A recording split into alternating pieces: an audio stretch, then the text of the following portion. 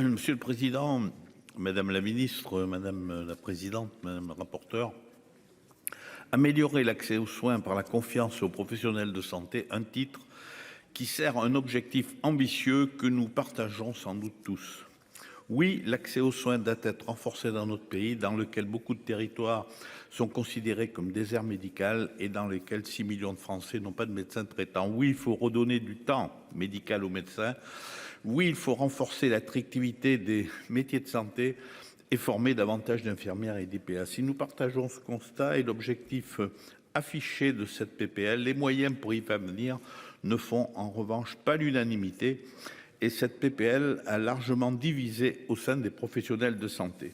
Je remercie Madame Corinne Imbert, rapporteure, d'avoir essayé d'améliorer ce projet. Le texte propose un élargissement des compétences de certaines professions de santé et l'accès direct à 3 d'entre elles. Certains articles remettent en question l'organisation du parcours de soins du patient et nous devons être prudents afin que réorganisation ne rime pas avec désorganisation. L'article 1 notamment vise à autoriser l'accès direct aux infirmières de pratique avancée. Les IPA devrait être aujourd'hui un appui précieux aux équipes de soins en assurant un suivi des patients chroniques qui leur sont confiés par le médecin, permettant d'augmenter le temps médical de ce dernier. Nous ne souhaitons pas remettre en cause les compétences ni la légitimité des IPA.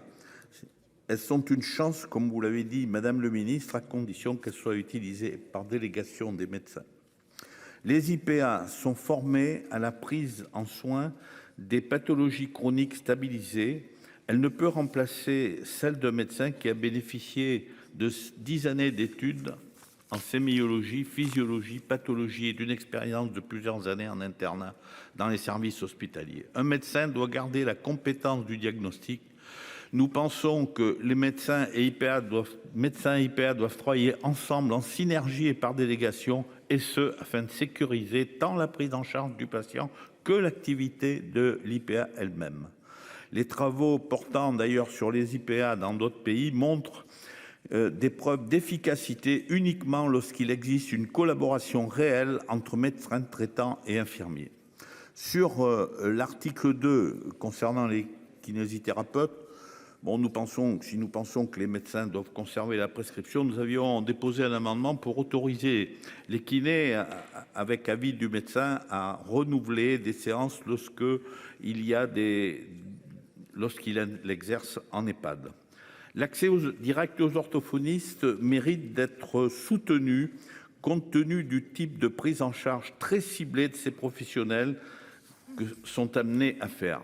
Les nouvelles compétences octroyées aux assistants médicaux dits de niveau 2, aux orthoprothésistes et aux opticiens semblent représenter, elles, des solutions pratiques.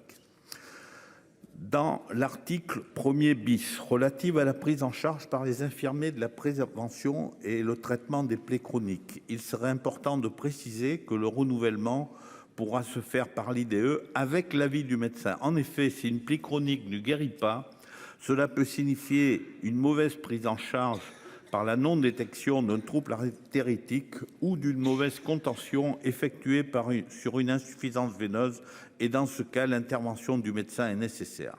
Concernant les pédicures podologues, dans l'article 4 septies, elles bénéficient d'une consultation tous les 3 mois par prescription pour les patients diabétiques. Effectivement, comme me propose le texte, pourquoi pas l'autoriser en accès direct? Toutefois, si un patient diabétique a besoin d'une consultation plus fréquente qu'une fois par trimestre, cela peut traduire un risque d'artérite et la nécessité de consulter un médecin. Je soutiens enfin la possibilité étendue de renouvellement d'une prescription par le pharmacien et je regrette qu'aucun de mes amendements élargissant ses compétences n'a été accepté. Et bien sûr, je soutiens l'extension aux vaccinations des pharmaciens aux infirmières. La place du médecin traitant doit rester centrale, tout simplement car c'est le professionnel qui détient aujourd'hui, de par sa formation, les meilleures compétences pour assurer la coordination du parcours de soins du patient. L'ensemble des amendements que j'ai proposés ou que je soutiendrai vont dans le sens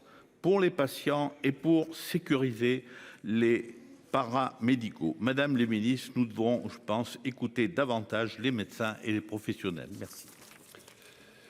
Merci.